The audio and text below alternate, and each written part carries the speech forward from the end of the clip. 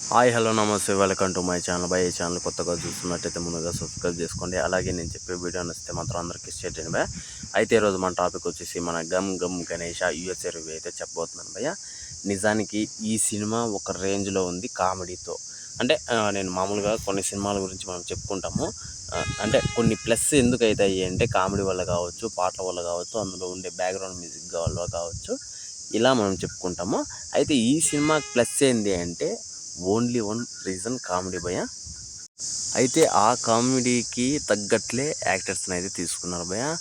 మనకు ముఖ్యంగా ఇమాన్యుయల్ కామెడీ అయితే వేరే లెవెల్లో ఉంటుంది. అసలు సినిమా మొత్తం హీరో కంటే అసలు ఇమాన్యుయల్ని ఎక్కువ గుర్తుపెట్టుకుంటారు మీరు ఖచ్చితంగా సినిమా చూస్తే. అయితే ఇంకోటి వచ్చేసి మనకి ఇందులో బిగ్ బాస్ కంటెంటెంట్, ఆయన పేరు నాకు గుర్తు రావట్లేదు, మనోడి క్యారెక్టర్ కూడా సూపర్ ఉంటుంది భయ్య. నిజంగా వీళ్ళ ముగ్గురు మధ్య, హీరో మధ్య, వీళ్ళ ఇమాన్యుయల్ మధ్య, వీళ్ళ ముగ్గురు మధ్య అసలు భారీ కామెడీ అయితే ఉంటుంది. సినిమా మొత్తం ఇంకా మనము లాస్ట్ వరకు నవ్వుకోవచ్చు, ఆ రేంజ్లో అయితే సినిమా ఉంది భయ్య.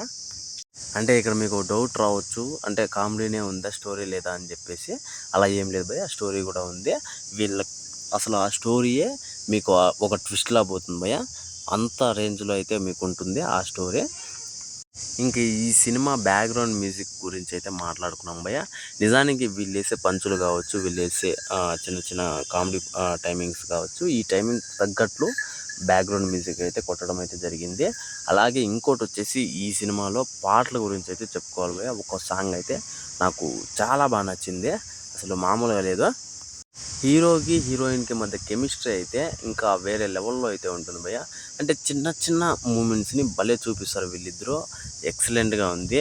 మరి అంటే మనము బేబీ సినిమా చూసాం కదా భయ్య, చాలా బాధతో చూస్తాము సెకండ్ హాఫ్ మొత్తము. ఫస్ట్ నుంచి కొంచెం కామెడీతో ఉన్న సెకండ్ హాఫ్లో చాలా బాధతో చూస్తాము. అలాంటి రోత ఏమి ఈ సినిమాలో లేదని నేనైతే అనుకుంటున్నాను.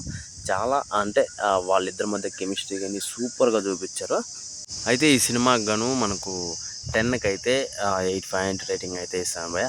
ఇంకా దాని మించి అయితే ఏం లేదు. కాకపోతే సినిమాని మాత్రం థియేటర్లో చూడండి, మంచి ఫీల్ అయితే వస్తుంది. మీరు ఊహించుకోరు ఆ రేంజ్ ఫీల్ అయితే వస్తుంది భయ్య. నిజానికి సినిమా ఒక రేంజ్లో రావడానికి కారణం వీళ్ళు ముగ్గురే భయ్య.